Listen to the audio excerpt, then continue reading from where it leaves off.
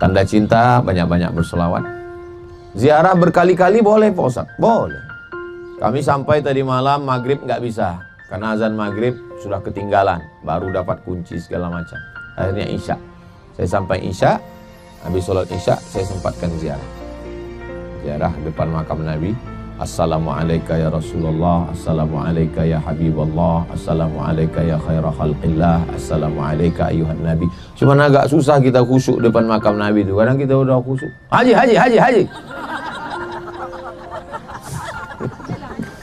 Ya sambil jalan. Nggak apa-apa, Rasul pun tahu, maklum dia. Udah hampir nangis, masuk lagi air mata gitu. Tapi kadang kita nangisnya bukan di situ. Ada masanya. Saya beberapa kali bawa jamaah, waktu di Raudhah enggak nangis. Waktu pas depan makam enggak nangis. Saya dalam hati saya, "Mak, ini kapan nangis? Ini jamaah udah nangis, kita belum." Gimana ini? Nangisnya waktu saya sedang sendirian pas mau pulang. Saya lihat, mohon maaf, ada orang yang cacat. Cacat dengan segala kekurangan dirinya. Dia ziarah setentang dengan makam Nabi itu dari belakang. Di situ saya sangat, dia dengan segala kekurangannya bisa sampai ke sini dan dia khusyuk, aku kok nggak bisa. Nah, di situ nangisnya lepas. Kadang saya susah nangis nih karena jamaah keliling kan, kalau kemana-mana jamaah. Kadang kita mau nangis dia udah ngerekam. Jadi kita, aduh nggak jadi. Nah, itu. Jadi ibu bapak bisa lebih khusyuk kepada Rasulullah Sallallahu Alaihi Wasallam. Mudah-mudahan cinta kita tulus kepada Rasul.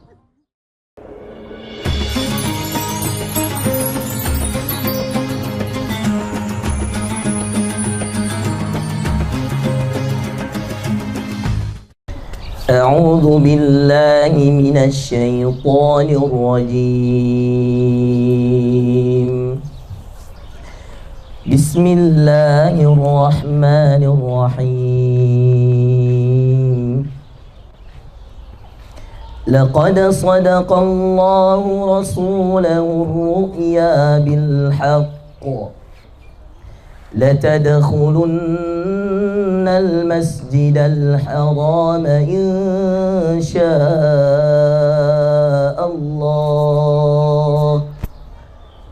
لتدخلن المسجد الحرام إن شاء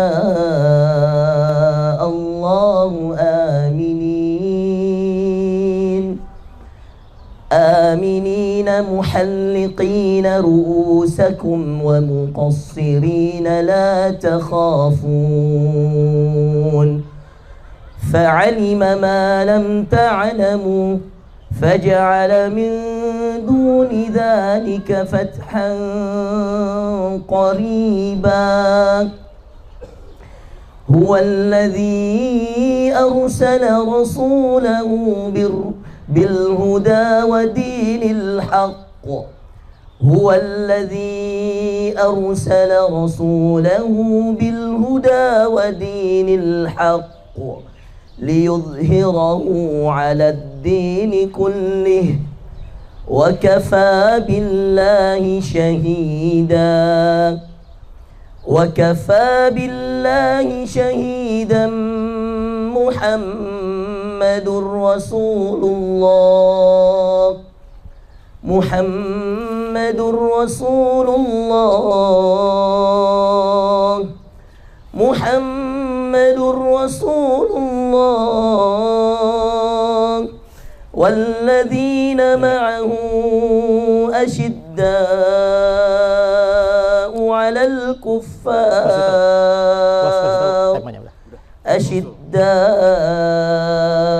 على الكفار رحماء بينهم تراهم ركعا سجدا يبتغون فضلا من الله ورضوانا سيماهم في وجوههم من أثر السجود ذلك مثلهم في التوراة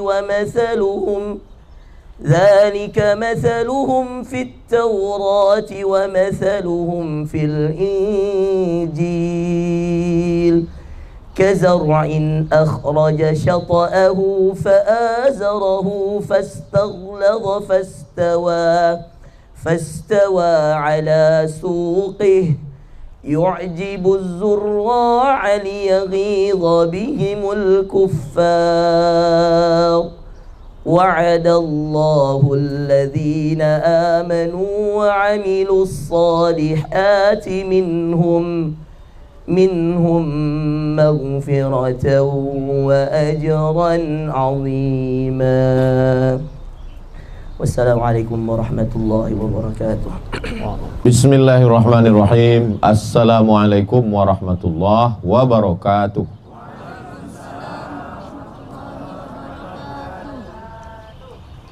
Alhamdulillah. Allahumma salli ala Sayyidina Muhammad wa ala ali Sayyidina Muhammad. Yang sama kita hormati para pembimbing, guru-guru kita, ustadz-ustadz kita. Mudah-mudahan panjang umur, sehat badan, berkah ilmunya untuk kita semua. Penyelenggara Umroh Akbar 2025, para owner travel, semuanya insya Allah sehat dan berkah. Amin ya rabbal alamin. Bapak Ibu semua sehat, panjang umur. Dari sambutan salamnya kelihatannya bumbu pecal sudah mulai menipis. Ikan teri sudah mulai habis. Tapi semangat tidak kembang kempis.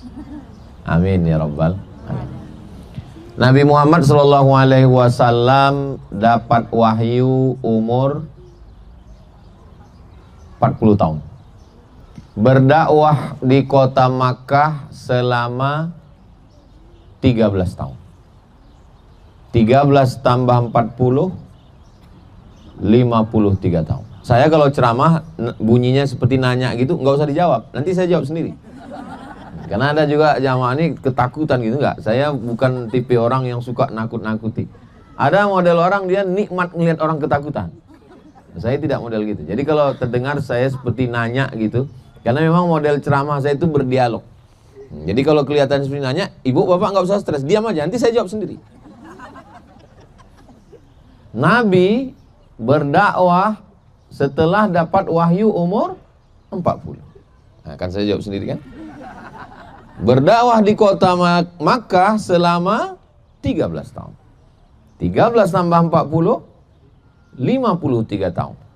Umur 53 tahun pindah ke sini, gurun pasir, banyak binatang berbisa, namanya Yathrib. Yathrib artinya kampung banyak kuman wabah penyakit. Yathrib. Mohon maaf, ini memang betul-betul nanya. Bapak yang umurnya 53 tahun. Ngaku 35 semua. Bayangkan umur 53 tahun ngulang hidup dari nol, meninggalkan kampung halaman, membawa pakaian hanya sehelai di badan. Sampai di sini numpang di rumah sahabat Nabi namanya Abu Ayyub Al-Ansari yang makamnya di Turki, di Istanbul. Panjang umur sehat badan kita ke Istanbul insyaallah. Ongkos tanggung masing-masing. Jadi begitulah pelajaran yang pertama yang kita ambil adalah jangan takut memulai sesuatu. Umur 53 itu, kalau kita sekarang di Indonesia umur 53, Nabi umur 53 memulai hidup baru. Orang kita umur 53 ngurus pensiun. Kalau kebetulan ada di antara bapak yang mau pensiun, jangan tersinggung. Karena memang ceramah saya kadang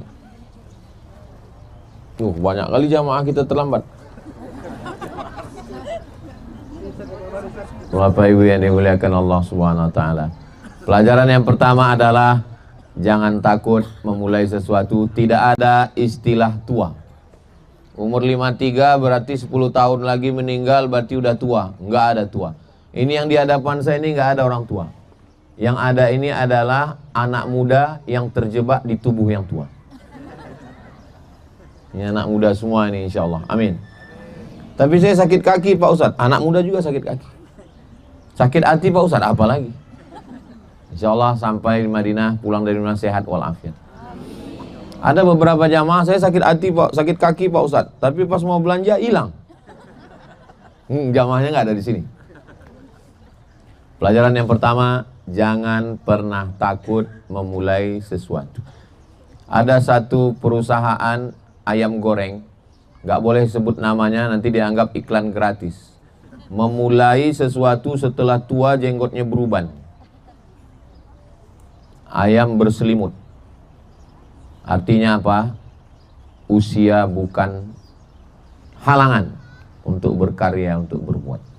Jadi kalau ada di antara bapak-bapak umur 53 baru hijrah, baru memulai hidup baru, itu adalah mengikut langkah Nabi Muhammad sallallahu alaihi wasallam.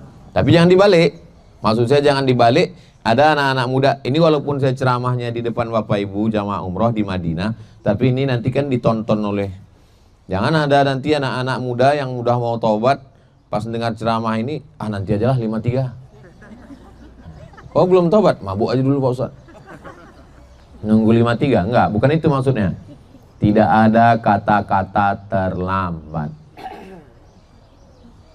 Umur 53 tahun mau buat pondok, enggak terlambat. Umur 53 tahun baru belajar Islam, tidak terlambat.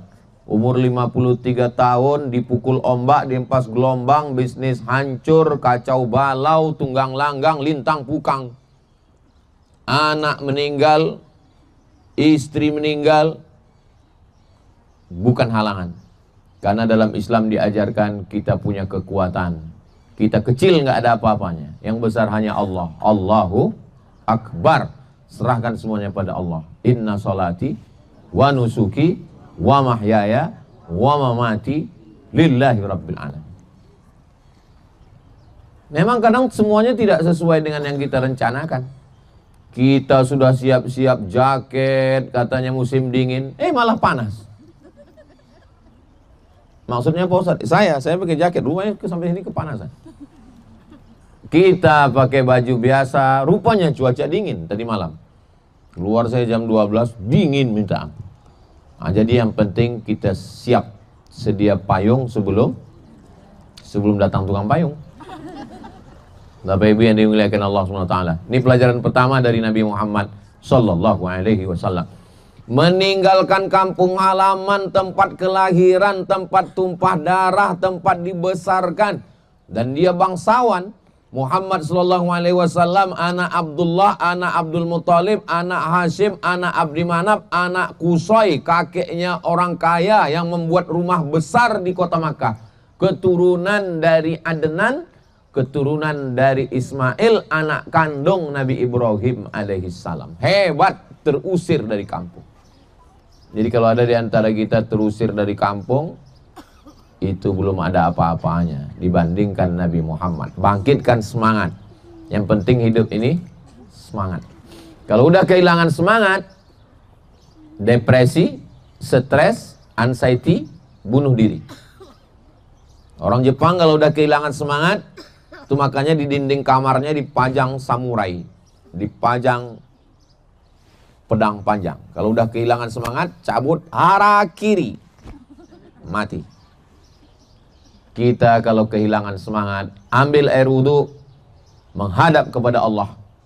Kalau semua di dunia ini kawan-kawan sudah tidak ada lagi yang bisa berbagi duka cita, tak ada lagi yang bisa berbagi kesusahan, mengadulah kepada Allah. Jangan ngadu ke Facebook. Ngadu ke Facebook, di komen sama kawan, makin pusing kepala kita. Ustaz kok tahu? Saya baca komennya. Oh, jadi komen-komen itu Ustaz baca? Saya baca. Tapi nggak pernah Ustaz balas, saya nggak tahu passwordnya. Admin semuanya yang ngurus. Ini cuma mau ngasih tahu kalau ada jamaah yang DM nggak balas tuh, saya nggak tahu. Nah, ini poin yang pertama. Poin yang kedua, Yang memusuhi Nabi di kota Makkah itu bukan orang lain. Tabbat yada abi lahabin wa tab. Nabi punya ayah namanya Abdullah. Abdullah punya saudara kandung namanya Hamzah. Insya Allah sebagian sudah, sebagian belum. Nanti ziarah ke makam Sayyidina Hamzah di bawah Jabal Uhud. Hamzah bin Abdul Muttalib. Abdullah punya saudara kandung namanya Abbas. Abdullah punya saudara kandung namanya Abu Lahab. Abu Lahab itu saudara kandung bapaknya Nabi. Saya punya bapak. Bapak saya punya saudara kandung. Berarti saya manggilnya, kalau di kampung kami, uncle. Baru makan jambu monyet. Jadi saya punya ayah saya punya adik laki-laki, berarti paman saya. Hubungan Nabi dengan Abu Lahab itu adalah paman. Yang memusuhi itu bukan orang lain. Jadi kalau ada di antara kita sekolah, diejek keluarga, dicaci maki, disumpah serapah sama keluarga, nggak ada apa-apanya dibandingkan Nabi Muhammad. Ini yang kedua, bahwa yang memusuhi keluarga, yang menolong adalah orang lain. Saya yang nolong saya ini orang lain, bukan orang Sumatera, orang yang jauh. Yang menolong Nabi bukan orang Makkah, orang Madinah. Karena menolong disebut dengan Ansor. Abu Ayyub Al-Ansari. Al-Ansari yang menolong. Ansor, orang-orang Madinah ini disebut dengan Ansor karena dia menolong. Maka yang menolong saya juga orang-orang yang jauh. Ada namanya Ustadz Fahrul Razi Al-Makassari. Al-Ansor, Makassar. Ada namanya Ustadz, Allah grogi lupa pula namanya. Ada Ustadz EN Al-Kalimantani. Ada namanya Ustadz Hatta Al-Banjari. Di sini ada yang dari Makassar, ada yang Banjar, ada yang Melayu. Haji Saad dari Malaysia. Ada Kalimantan, Sulawesi, Malaysia, Batam, Jawa Barat, kumaha damang. Masya Allah. Bapak Ibu yang dimuliakan Allah. Dan kami ini nggak ada hubungan nasab, cuman satu hubungan nasib. Jadi banyak sekali kadang nasab itu malah nggak nolong, tapi yang menolong kita nasib. Karena senasib, sepenanggungan sama Ustadz Atta, sama-sama kuliah di Mesir, sama-sama jadi petugas haji tahun 2002. Sekarang sudah 2025, udah 23 tahun yang lalu. Tapi perasaan kami masih tetap seperti yang dulu. Makkah berubah, Madinah berubah bangunannya, tapi hati kami tidak pernah berubah. Begitulah kita bersaudara ini, insya Allah. Hari berganti, musim berubah. Yang tidak berubah itu aku ke kamu. Boleh untuk update status besok pagi. Nah, jadi pelajaran yang kedua adalah, jadi kalau ada di antara kita yang baru usaha bisnis, buka usaha kuliner, alah cuma ayam goreng. Kamu bisnis apa sekarang? Saya ini kecil-kecilan untuk apa itu yang untuk wajah itu? Banyak yang tahu ternyata. Alah skincare paling-paling palsu. Nanti mukanya putih, lehernya hitam. Diejek, diolok. Kalau zaman dulu ngejeknya itu langsung. Sekarang ngejeknya pakai fake account. Akun bodong, akun palsu, nggak jantan. Mengejek, mencaci maki, sumpah serapah. Tapi yang menolong justru adalah orang jauh. Mau hijrah ke Taif, orang Taif melempar dengan batu. Itulah dia Taif. Mau hijrah ke Habasyah, Ethiopia, dari Makkah turun ke Yaman, nyebrang ke Djibouti, masuk ke Ethiopia. Kebetulan saya waktu mau ke Sudan dulu, tempatnya Ustadz Fahur Razi, 2017 perang. Nggak ada pesawat. Satu-satunya pesawat yang mau menerbangkan saya ke Sudan cuma satu, Ethiopia Airlines. Itulah yang tingkat tawakalnya paling tinggi. Mau bom-bom lah, nggak dibom pun jatuh sendiri. Transit di Addis Ababa. Jam 5 subuh saya transit di Addis Ababa di Ethiopia. Saya tengok atap airportnya bolong, ditampung pakai ember di bawah.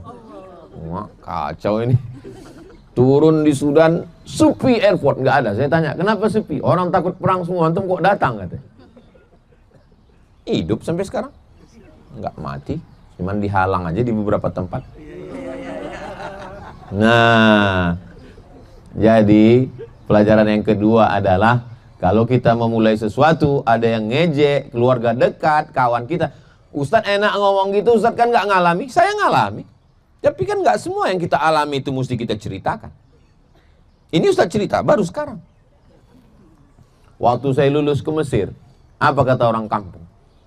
Alah, emang mudah kuliah ke Mesir? Lulus aja ujian. Coba kalau berangkat ke Mesir. Saya pelatihan di Jakarta 2 bulan. Apa kata orang kampung? Ah kan, nggak berangkat kan, malu di kampung. Pelatihan 2 bulan di Jakarta.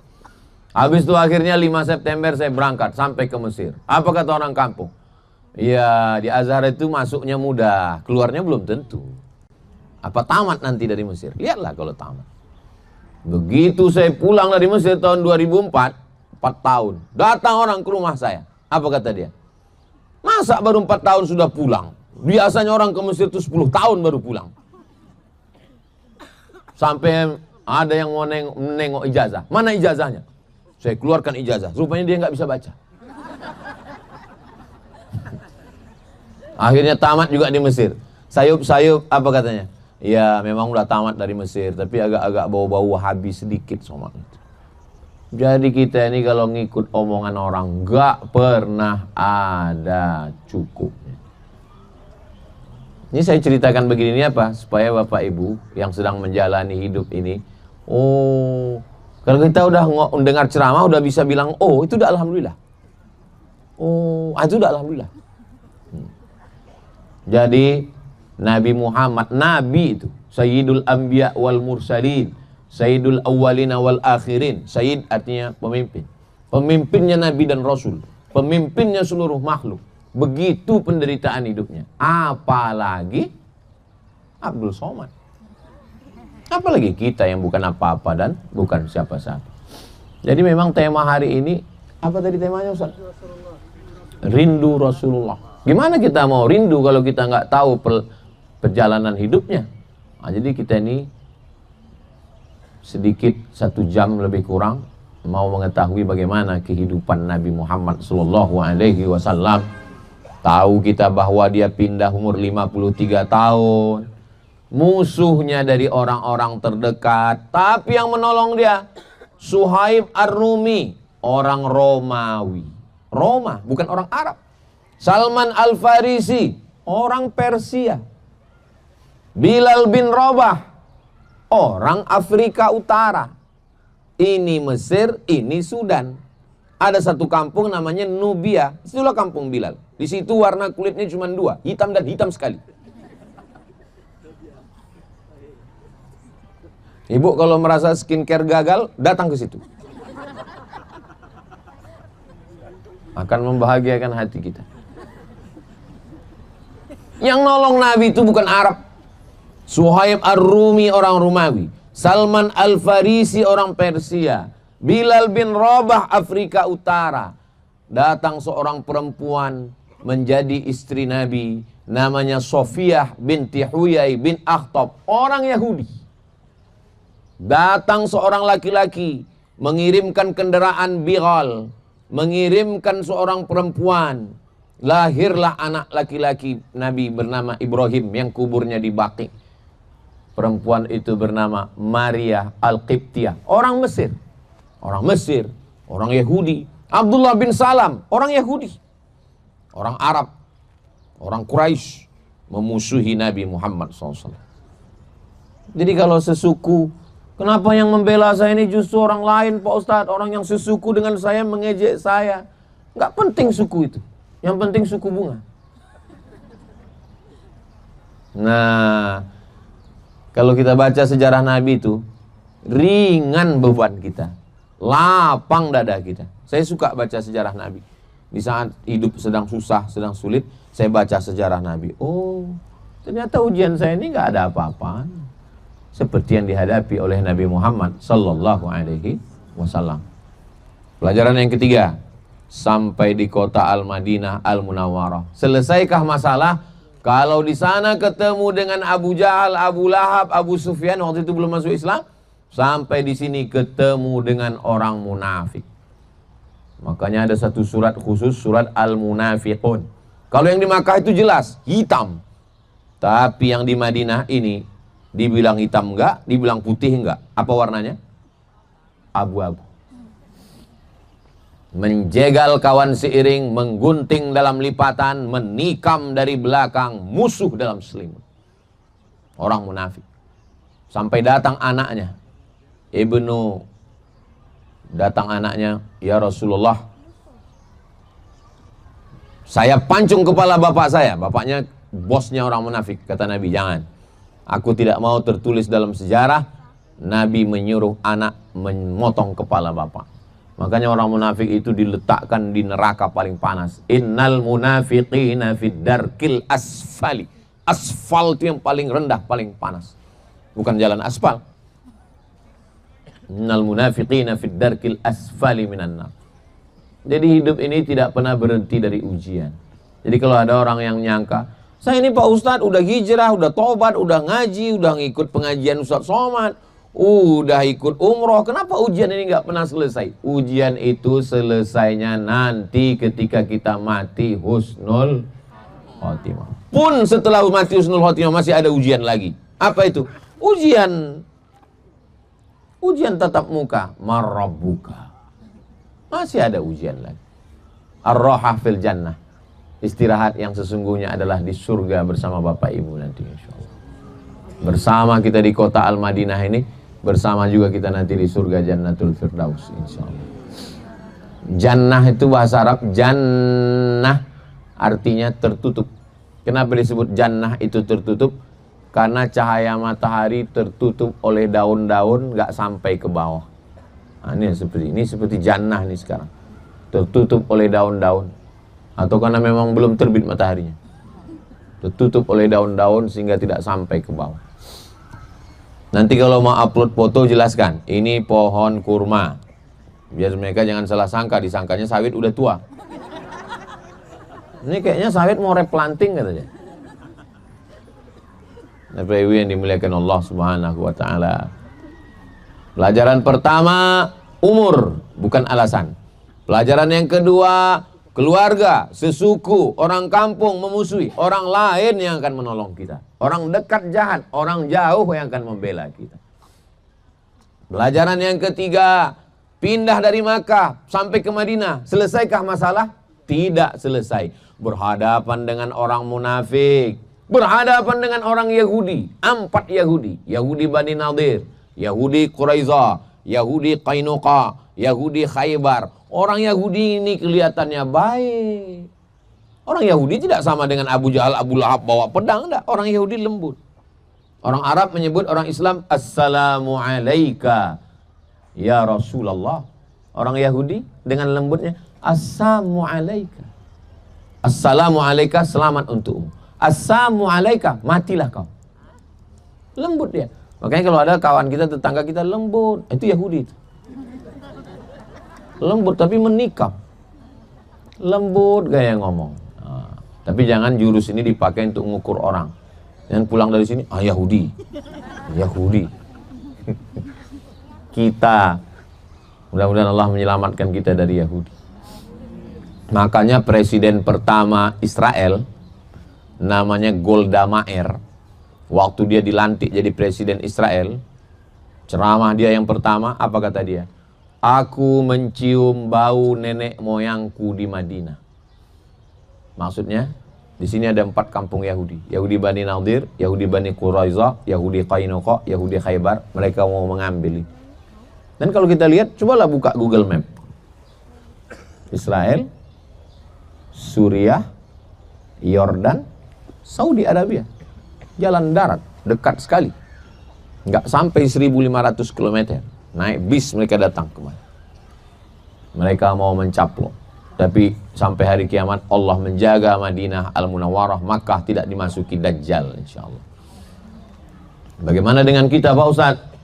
Kita jangankan Yahudi yang asli, Yahudi KW aja udah bingung semua. Begitulah Allah Subhanahu wa taala menjaga. Bahwa hidup ini tidak pernah selesai dari ujian. Suaminya baik, anaknya tuyul. Suaminya baik, anaknya baik, istrinya nyiblorong sundil bolong mak lampir susir ngesot. Istrinya baik, anaknya baik, suaminya genderuwo. Suami baik, anaknya baik, mantunya Dracula, pengisap darah mertua. Kayaknya ceramah Ustaz ini mengena sekali ke saya ini. Kayaknya ada bocoran-bocor, nggak tahu. Bocor halus. Kalau kebetulan ceramah saya mengena ke Bapak Ibu, saya penceramah yang nggak pandai sindir menyindir. Saya to the point. Saya nggak pandai menggunakan kata berlemah lembut. Saya langsung aja. Jadi kunci dengan ceramah Ustaz Somad itu kuncinya jangan tersinggung. Karena ada beberapa jamaah tersinggung pulang meninggal. Ada di antara Bapak Ibu yang tersinggung? Takut semua. Bapak Ibu yang dimuliakan Allah Subhanahu wa taala. Lalu kemudian yang keberapa sekarang? Yang keempat, Nabi Muhammad sallallahu alaihi wasallam menyatukan semua. Ini yang Arab, Abu Bakar, Umar, Utsman, Ali, Tolha, Zubair. Ini yang bukan Arab, Salman, Bilal, Abdullah bin Salam. Yang bukan Arab. Yang Arab dengan yang bukan Arab, apa kata Nabi? La farqa bainal Arabi wal Ajam. Tidak ada beda yang antara yang Arab dengan yang bukan Arab. Mungkin ada di antara Bapak ini yang Arab. Golkar, golongan keturunan Arab. Ustaz katanya Arab. Iya, Arab maklum. Arab cemas. Saya dari Jawa Pak Ustaz. Jawa itu Arab. Arab Nandi, Arab Lungo. Pripun kabari, api. Bapak Ibu yang dimuliakan Allah Subhanahu wa taala. La farqa bainal Arabi wal Ajam wa la farqa bainal abyadi wal aswad. Enggak ada beda antara yang kulit putih dengan yang kulit hitam. Karena waktu itu yang kulit putih mengatakan kami penghuni surga. Begitu Islam datang, inna akramakum indallah, yang paling mulia di sisi Allah. Bukan karena warna kulitnya, bukan karena sukunya, tapi yang paling mulia adalah atqakum, orang yang paling takut kepada Allah Subhanahu wa ta'ala.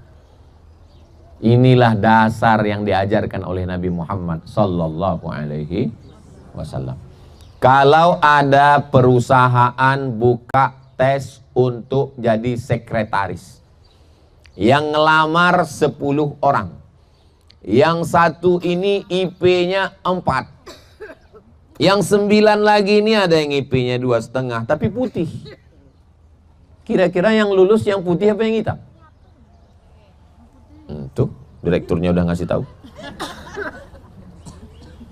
Tapi begitu Islam datang, saat Nabi menguasai kota Makkah, setelah dibersihkan Ka'bah, yang naik ke atas Ka'bah mengumandangkan azan bukan yang putih, bukan Sayyidina Ali, bukan Abu Bakar, bukan Umar radhiyallahu anhu. Yang naik adalah Bilal.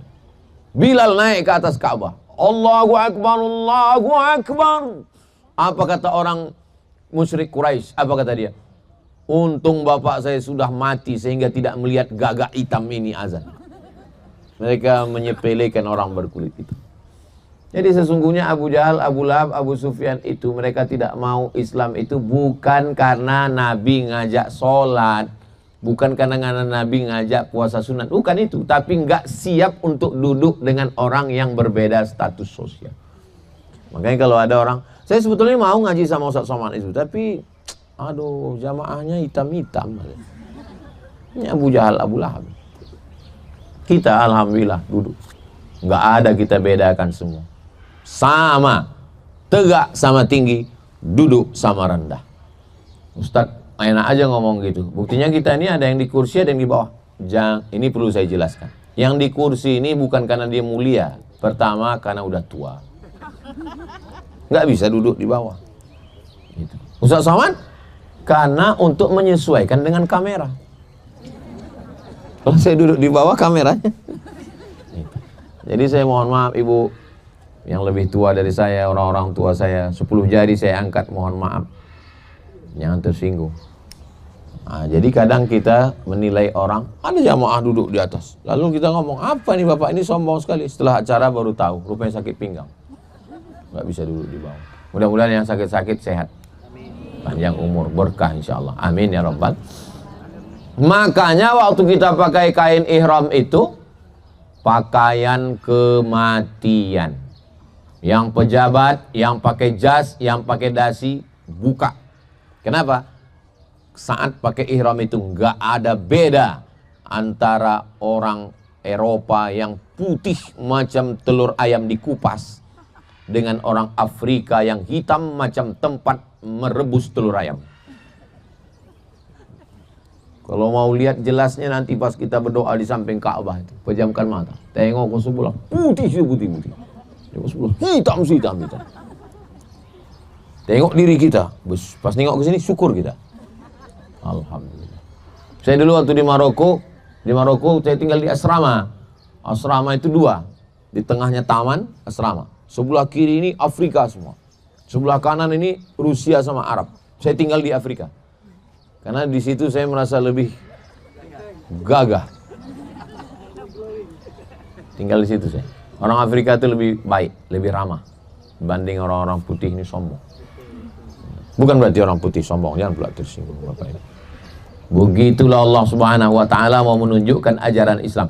Tahun 50-an, 1950-an, orang kulit hitam di Afrika dibawa ke Amerika sebagai budak.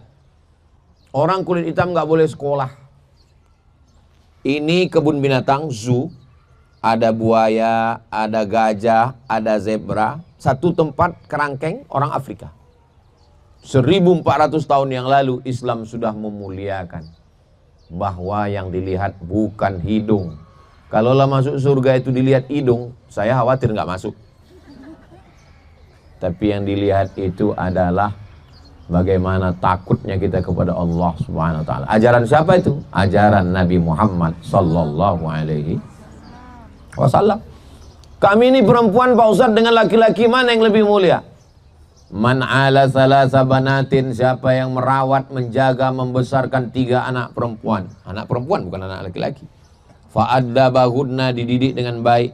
Wa zawwajahunna, dinikahkan dengan orang baik-baik. Wa ahsana ilaihinna, dia buat baik sampai mati, falahul jannah, maka surgalah baginya. Mengangkat harkat, martabat, derajat perempuan. Dulu perempuan dijual, dijadikan barang, didagangkan di pasar. Tapi begitu Nabi Muhammad SAW datang, perempuan adalah makhluk paling mulia. Sorga di bawah tapak kaki. Saya udah bolak-balik nyari sorga 2 tapak kaki, Ustadz belum ketemu. Perempuan. Ini semua laki-laki yang hebat-hebat ini lahir dari rahim perempuan. Ada bencong melahirkan. Na'udzubillah. Mudah-mudahan Allah menyelamatkan anak cucu umat ini dari LGBT semuanya. Begitulah Allah mengangkat harkat derajat manusia.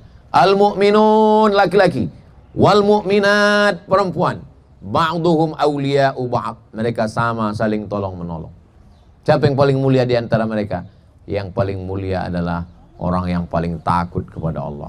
Ibu perempuan, 7 hari dalam sebulan dia tidak sholat, 7 hari dalam Ramadan dia tidak puasa, dia ganti di luar Ramadan. Ada beberapa perbuatan yang tidak bisa dilakukan perempuan, tapi Allah memberikan balasan.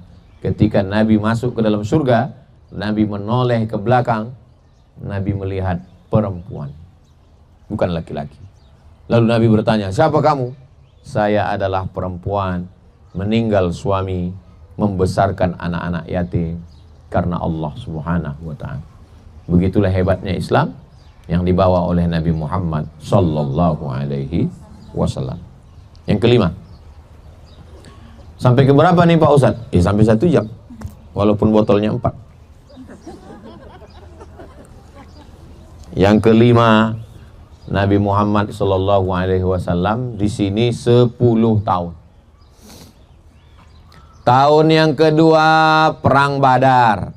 Badar dari sini 150 kilo. Tahun yang ketiga perang Uhud.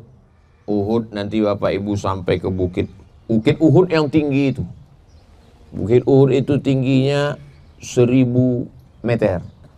Lebih kurang 1 kilometer ke atas. Panjangnya 7 kilometer.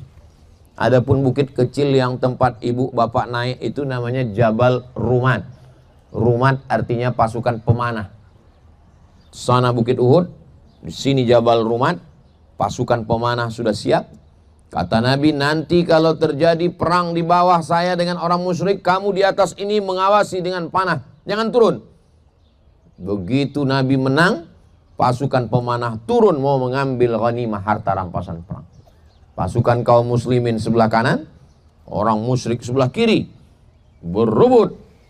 Datang panglima perang yang namanya Khalid bin Walid, berputar dari belakang, mengitari Jabal Rumat. Ini pasukan pemanah, dia putar dari belakang, dia serang kaum muslimin. Kalah tahun ketiga. Gara-gara apa? Gara-gara melawan perintah Nabi Muhammad sallallahu alaihi wasallam. Bagi Bapak Ibu yang belum ke Uhud, mungkin besok pagi nanti naik ke atas Jabal Uhud, hidupkan kameranya. Hai guys, saya sedang berada di atas Jabal Rumat. Ketika pasukan kaum muslimin, lupa pula apa cerita Ustaz Somad kemarin.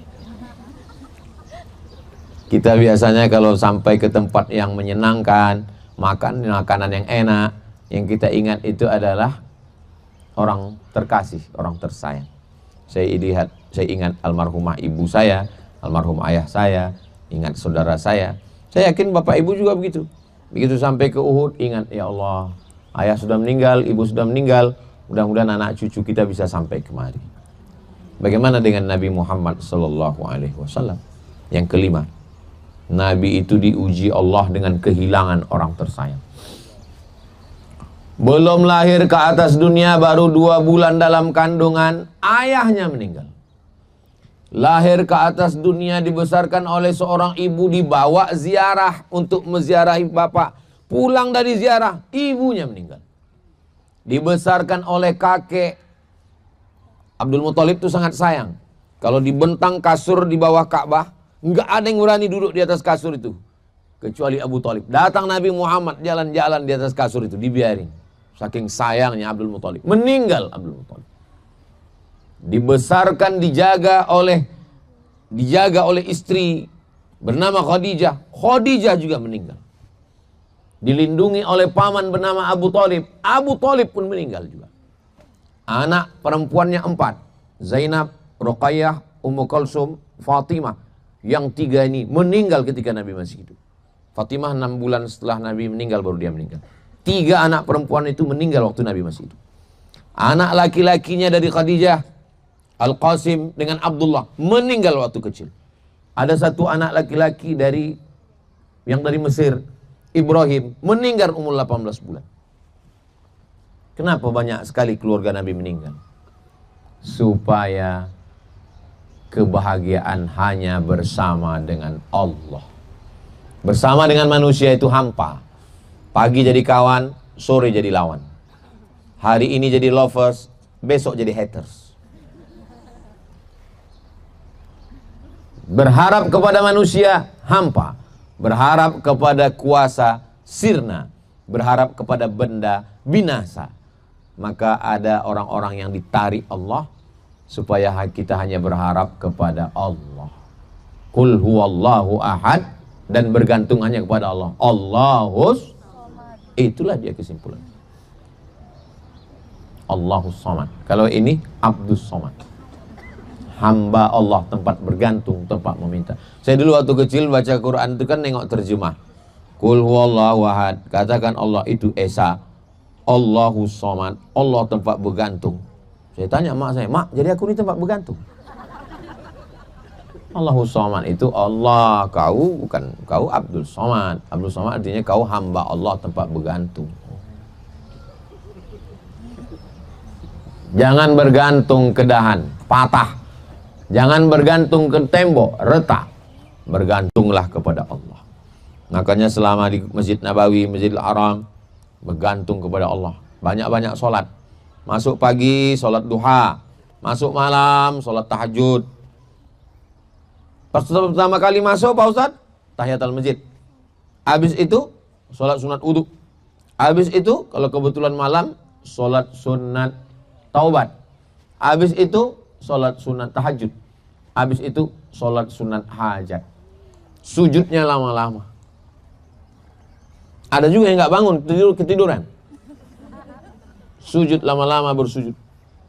Tempelkan kening ke lantai. Lama-lama bersujud.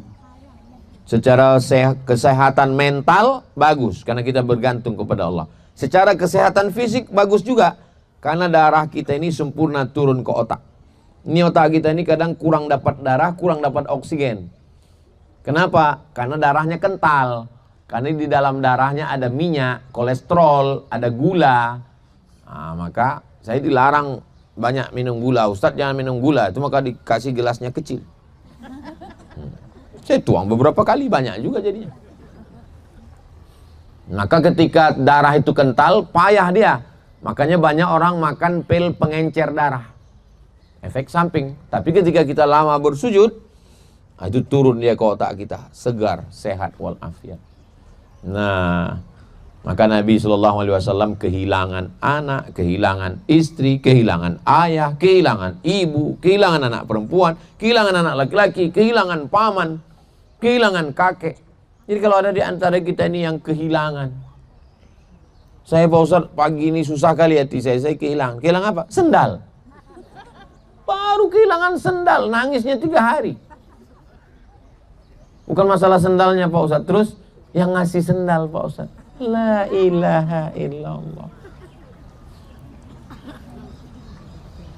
Asal jangan kehilangan iman. Mati na'udzubillah. Mudah-mudahan kita semua matinya husnul khatimah.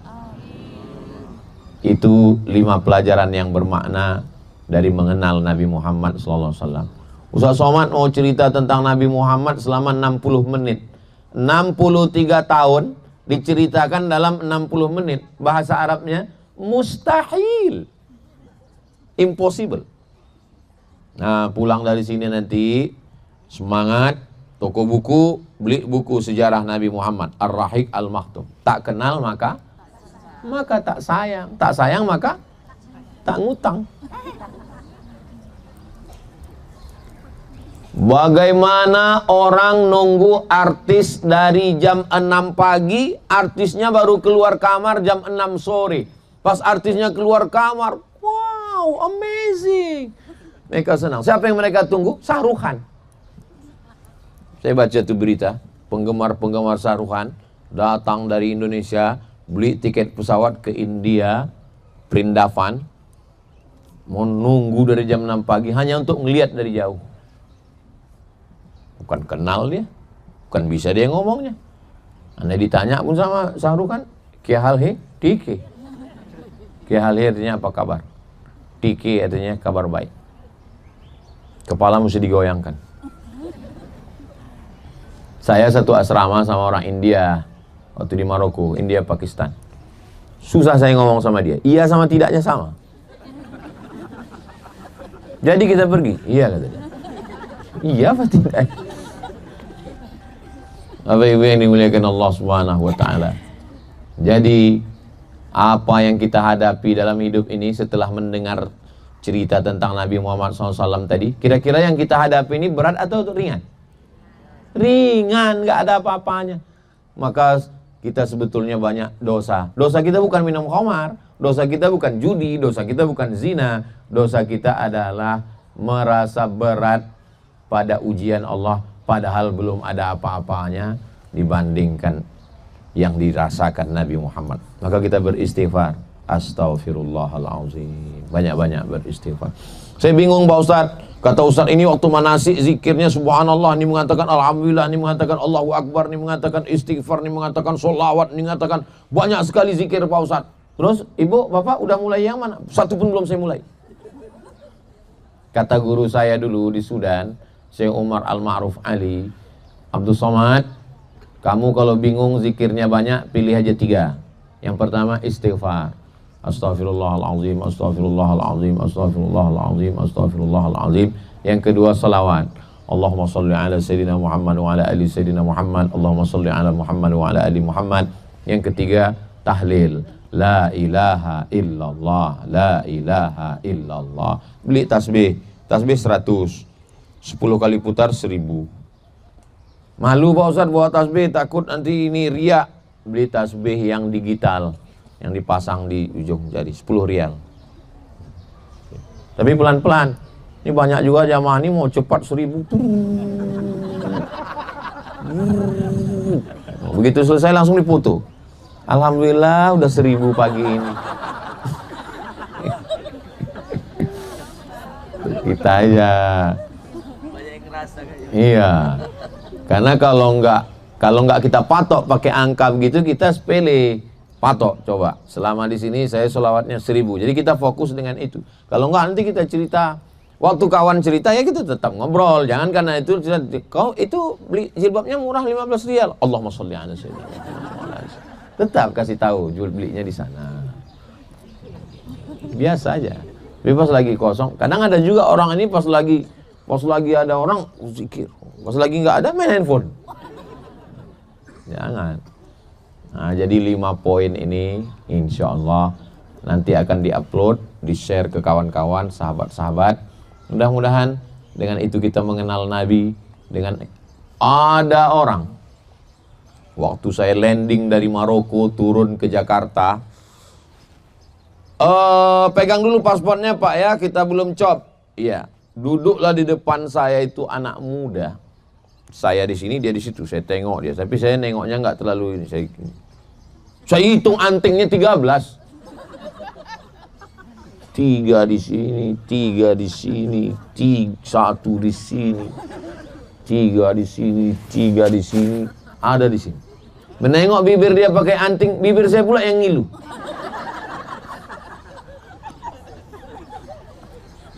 Saya jangankan mau ditindik gitu, kena dikit aja duri, sakitnya minta ampun. Lama saya mikir, kok bisa dia tahan di cucuk sini 3. Kira-kira rahasianya satu kata, apa itu? Cinta. Cinta membuat 13 lubang itu nggak sakit. Karena dia cinta dengan anak apa? Pang ya? Pang. Lidah lagi ditusuk kan? Saya menengoknya aja. Itu. Ternyata cinta itu membuat sakit hilang. Saya yakin dan percaya, ibu bapak kemari nabung, nyimpan duit, gajian, gak beli baju hari raya karena baju lama masih ada. Akhirnya sampai kemari, itu semua karena cinta. Ini adalah muhibbin, para pencinta Nabi Muhammad SAW. Makanya kata Nabi, ketika ada seorang yang berkulit hitam memeluk Nabi erat, kenapa kau peluk saya, kata Nabi? Aku kulitku hitam, aku budak, aku miskin, aku susah, aku tidak yakin bersama denganmu ya Rasulullah. Kata Nabi, almar'u ma'aman ahab. Orang akan bersama dengan siapa yang dia cintai. Kamu karena mencintai aku, nanti kamu akan bersama.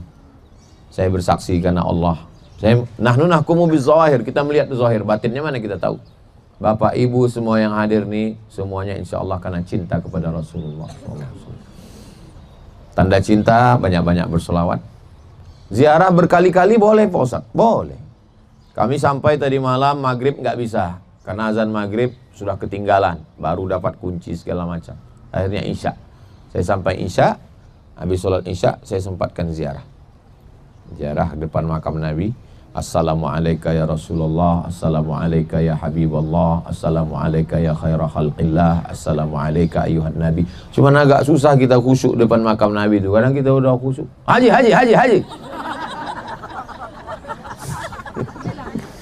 Ya sambil jalan. Nggak apa-apa, Rasul pun tahu, maklum dia. Udah hampir nangis, masuk lagi air mata gitu. Tapi kadang kita nangisnya bukan di situ. Ada masanya. Saya beberapa kali bawa jamaah, waktu di Raudhah enggak nangis. Waktu pas depan makam enggak nangis. Saya dalam hati saya, mak, ini kapan nangis? Ini jamaah udah nangis, kita belum. Gimana ini?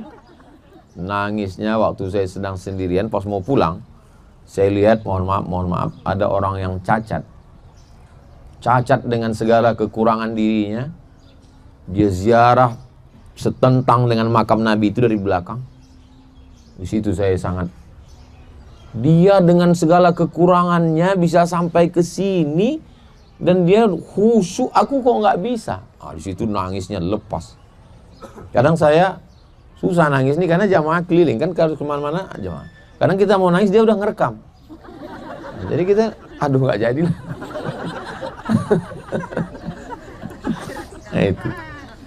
Jadi ibu bapak bisa lebih khusyuk kepada Rasulullah Sallallahu Alaihi Wasallam. Mudah-mudahan cinta kita tulus kepada Rasul. Andai nanti bapak ibu bisa ambil buat video tanya. Tapi yang di sini udah nggak bisa lagi kan, udah bocor soalnya kan. Untuk grup yang kedua tanya. Andai kamu ketemu dengan Nabi, apa yang kamu lakukan? Syekh Ali Jum'ah waktu ditanya, Syekh Ali Jum'ah ulama besar di Mesir, mantan mufti, masih hidup, umurnya 70-an. Ketika ditanya, Syekh, seandainya engkau jumpa dengan Nabi, apa yang kau lakukan? Ada videonya di YouTube. Kata Syekh Ali Jum'ah, seandainya saya jumpa Nabi, saya akan jauh. Saya akan hanya melihatnya dari jauh. Saya merasa tidak layak untuk bersalaman dengannya karena dosa-dosa saya. Saya waktu membaca itu, mendengar itu, dia aja yang ulama besar, begitulah takutnya dia. Bagaimana agaknya kita berjumpa dengan Nabi Muhammad. Yakin dan percaya kita datang karena cinta. Ada orang-orang yang tidak bertemu dengan aku, tapi nanti insya Allah dia akan bersama dengan aku, dia akan minum dari telaga aku. Siapa mereka ya Rasulullah? Amanu bi walam yarawni. Mereka percaya kepadaku padahal mereka tidak pernah berjumpa dengan aku. Mudah-mudahan itu kita semua insya Allah. Sallallahu ala Muhammad, sallallahu alaihi wasallam, sallallahu ala Muhammad, sallallahu alaihi wasallam. Allahumma salli ala Sayyidina Muhammad wa ala ali Sayyidina Muhammad.